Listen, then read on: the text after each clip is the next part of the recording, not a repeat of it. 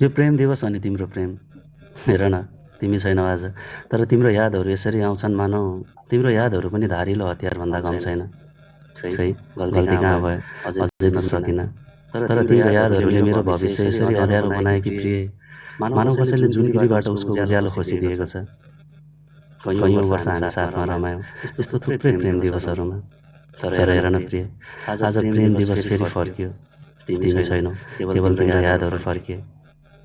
अमिलो पिरो सहन नसक्ने मान्छे म, त्यो साँगुरो गल्लीको पिरो पानीपुरी तिम्रो साथमा एउटै प्लेटमा साटेर खाँदा जसरी आँसु झरेको थियो नि, त्यो पिरोले आज त्यसरी नै आँसु झर्दैछ।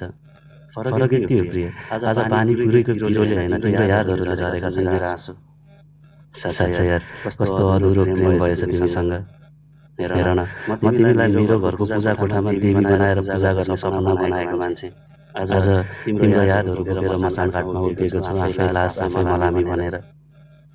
प्रेमको देवी मानेर मनको मन्दिरमा लुकाउँदै तिम्रो प्रेमको भक्त हुन चाहन्थे, तर आत्मा मरेको शरीर जलाउने दाउरा निहाल्दै बसेको छु त्यही मसान घाटको किनारमा भएको बालुवालाई आफ्नै शरीर जलेको खरानी मानेर।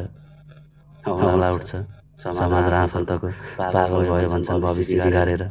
सुन्न चाहँदैन मेरो कानले कसैको कुरा, म चुपचाप बसेको छु तिम्रो यादहरूलाई दाउरा सम्झिँदै आफ्नै आत्माको चिता श्रृङ्गारेर। थाहा छ तिमीलाई, हिजो तिमीसँग प्रेम हुँदा बहादुर र साहसी भनेर चिनिने म आज लाचार र कायर बनेको छु रे। बाबाको भरोसा, आमाको सपना, घरको जिम्मेवारीसँगै तिम्रो प्रेम बचाउने यात्रामा हिँडेको म आज बेकार बनेको छु रे।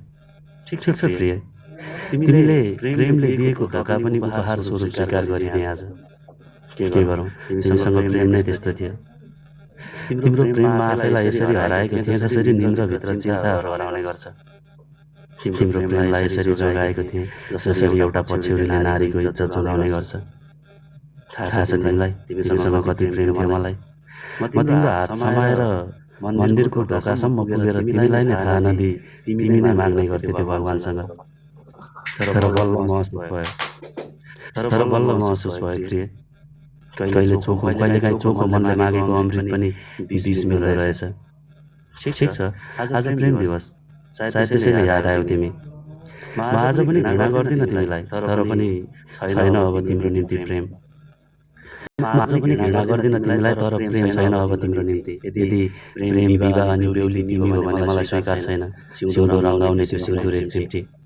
तिमी त मलाई जिउँदै चिता देखाउँदै टाढा भएकी थियौ, मेरो आमाको आँसुले मलाई नयाँ जीवन दिएको।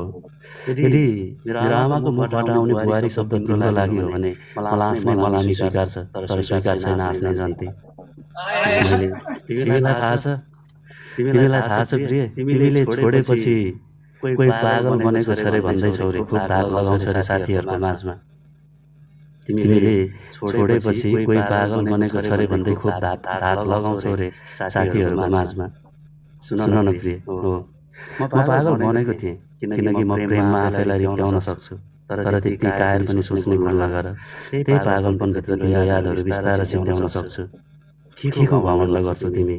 कोही पागल बन्यो भनेर तिम्रो लागि तिम्रो घरको आँगनी हुँदै आमाको लागि देवी जस्तैहरूको बुहारी भित्राउन सक्छु।